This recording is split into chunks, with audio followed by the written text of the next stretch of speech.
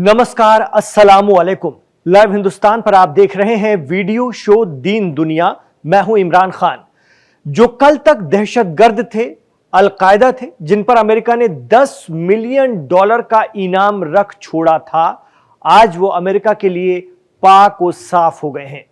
ये हम नहीं कह रहे हैं, बल्कि मिडिल ईस्ट मामलों के जानकार और असर टाइम्स के हेड शौकत भारती साहब पिछले 1 साल से कहते रहे हैं।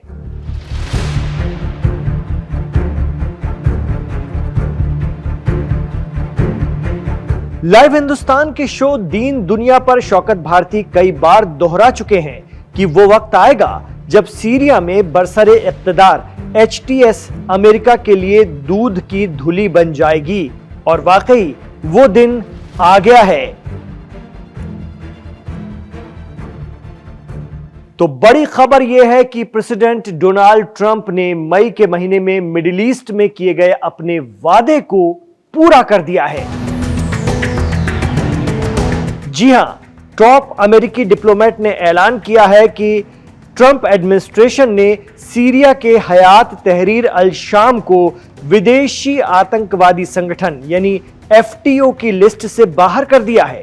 यह ऐलान ऐसे वक्त पर हुआ है जब इस्राएली पीएम नेतन्याहू अमेरिका के दौरे पर हैं। खास बात यह है कि पीएम नेतन्याहू HTS के लड़ाकों को इस्राएल के लिए खतरा मानते रहे हैं। Aim right, achieve big. At KR Mangalam University, we provide you the platform to turn your dreams into reality. At KR Mangalam University. Media report बताती हैं कि अल नुसरा फ्रंट सीरिया में अल कायदा की शाखा थी, लेकिन तुर्की के सपोर्ट से सीरिया में बशर अल असद का तख्ता पलट करने के लिए अबू मोहम्मद जौलानी या अहमद अल शरा ने इसे अल कायदा से अलग करते हुए इसका नाम हयात तहरीर अल शाम रखा था। तो 8 जुलाई 2025 से हयात तहरीर अल शाम दहशतगर्द तंजीम नहीं रही। अमेरिका का कहना है कि शाम या सीरिया से प्रतिबंध दुनिया के कई देशों की अपील के बाद हटाए गए हैं, जिसमें पीएम नेतन्याहू भी शामिल हैं। एक्सपर्ट कहते हैं कि यह तो होना ही था, क्योंकि जब ईरान और इसराइल जंग चल रही थी तो ईरान पर हमला करने में सुन्नी इक़्तिदार वाला सीरिया इसराइल की मदद कर रहा था। यह दावा खुद इसराइल डिफेंस फोर्स ने किया था। IDF के मुताबिक ईरान पर हमला करने के लिए उसके फाइटर जेट 1500 किलोमीटर की उड़ानें भर रहे थे। कहा जाता है कि सीरिया की जमीन से ये जेट ईंधन लेकर ईरान की तरफ बढ़ते थे। तो इसराइल के ईरान के खिलाफ ऑपरेशन राइजिंग लॉयन में सीरिया या शाम की भूमिका भी अहम रही। दिलचस्प बात यह है कि सीरिया और इसराइल अपनी सीमाएं शेयर करते हैं और कुछ माह पहले तक बशर अल असद हुकूमत के दौर में एक दूसरे के दुश्मन थे। इसके बाद तुर्की, सऊदी अरब और कहा जाता है कि अमेरिका इसराइल के सपोर्ट से वहां हयात तहरीर अल शाम ने कब्जा किया। बशर अल असद का तख्ता पलट गया, वो रूस चले गए।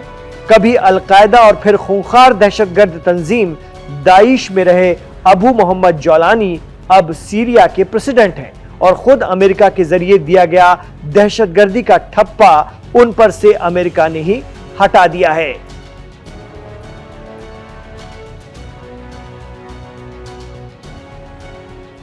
मिडिल ईस्ट मामलों के एक्सपर्ट शौकत भारती ने दीन दुनिया शो में ही कहा था कि अमेरिका, सऊदी और तुर्की ने सीरिया को अपने अंडर में लिया ही इसलिए है कि जरूरत पड़ने पर ईरान को सबक सिखाया जा सके। वो कहते हैं कि HTS के कायद अबू मोहम्मद जौलानी या अहमद अल शरा तो सिर्फ मोहरा हैं। असली खेल तो सऊदी, तुर्की, अमेरिका और पर्दे के पीछे से इसराइल ने खेला। यही वजह रही कि सीरिया की सत्ता में आते ही अबू मोहम्मद जौलानी ने वहां मौजूद ईरान को पहले खदेड़ा था और यह भी कह दिया था कि वो सीरिया की जमीन का इस्तेमाल इसराइल के खिलाफ बिल्कुल नहीं होने देंगे। और आज समीकरण बिल्कुल सटीक बैठा है। पीएम नेतन्याहू अमेरिका में थे और अमेरिका ने सीरिया में HTS को क्लीन चिट दे दी। मिडिल ईस्ट की सियासत को बारीकी से समझने वाले ये भी कहते हैं कि अमेरिका का HTS के लिए ये ऐलान तुर्की के सदर रजब तैयब एर्दोगान की भी एक बड़ी रणनीतिक जीत है। मीडिया रिपोर्ट कहती है कि इसका फायदा भी तुर्की को दो तरह से मिला। एक तो कुर्द तहरीक की धार कुंद हो गई, फाइनली कुर्दों ने तुर्की के खिलाफ अपना आंदोलन ही खत्म कर दिया। उस पर से तुर्की के सामने सीरिया की जमीन भी थी, जैसे दूसरे छोर पर इसराइल के सामने सीरिया का गोलान हाइट्स। इधर एचटीएस वाले दमिश्क तक पहुंचे थे, उधर इसराइल ने बचे हुए गोलान हाइट्स पर फुर्ती से अपना कंट्रोल हासिल कर लिया। 2016 से ही तुर्की का सीरिया या शाम के नॉर्थ इलाकों पर कब्जा है, जहां वो सीरियन डेमोक्रेटिक फोर्स या एसडीएफ के कंट्रोल वाले इलाकों पर बमबारी करता रहा है। ऐसे में एचटीएस के आते ही तुर्की भी अपनी सरहद से सटे सीरियाई इलाकों पर हावी हो गया। तुर्की को सीरिया की जमीन मिली, इसराइल को गोलान हाइट्स, और राष्ट्रपति अबू मोहम्मद जौलानी और उनकी तंजीम से दहशतगर्दी का दाग हट गया।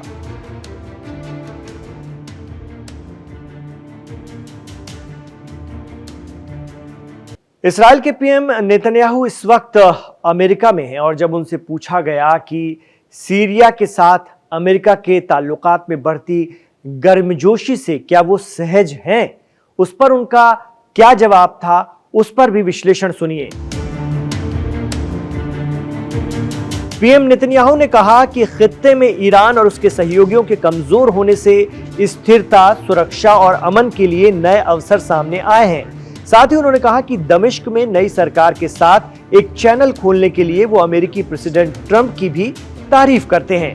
पिछले साल दिसंबर में सीरिया में हयात तहरीर अल शाम के कब्जे के बाद रूस के प्रेसिडेंट व्लादिमीर पुतिन ने साफ कहा था, उन्होंने कहा था कि सीरिया के मौजूदा हालात से इसराइल को सबसे ज्यादा फायदा हुआ है। सीरिया से असद की सत्ता जाते ही इस्राएली सैनिक सीरियाई क्षेत्र के बफर जोन में घुस गए थे। यही बफर जोन इस्राएली कब्जे वाले गोलान हाइट्स को अलग करता है। इस्राएल ने हवाई हमला करके सीरियाई सेना के हथियारों और ठिकानों को खत्म कर दिया था।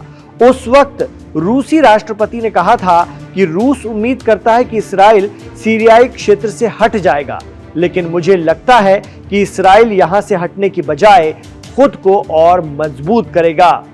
पुतिन की बात सच साबित हो रही है।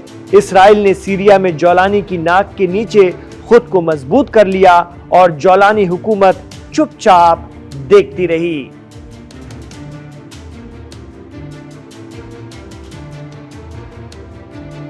बहरहाल अमेरिका का कहना है कि सीरिया की सरकार आतंकवाद के सभी रूपों से मजबूती से लड़ रही है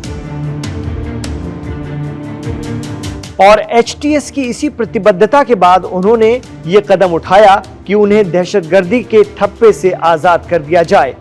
उन्होंने कहा कि यह निर्णय सीरिया के अंतरिम राष्ट्रपति अहमद अल शरा की ओर से उठाए गए सकारात्मक कदमों का नतीजा है। उन्होंने कहा, एफटीओ से एचटीएस को बाहर करना राष्ट्रपति ट्रंप के स्थिर, एकीकृत और शांतिपूर्ण सीरिया के सपने को पूरा करने की दिशा में एक महत्वपूर्ण कदम है। तो क्या एचटीएस सीरिया को कत्लो गारत से निकालकर वाकई ट्रंप के सपनों का सीरिया बना पाएगी? ये बड़ा सवाल है। आप क्या सोचते हैं? कमेंट बॉक्स पर जरूर बताएं।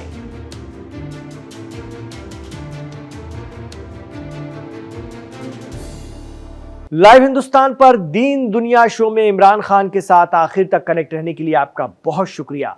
आपसे गुजारिश रहेगी कि वीडियो को लाइक जरूर कीजिए। अगर आपको ये वीडियो पसंद आया है, इसे शेयर कीजिए, आगे बढ़ाइए।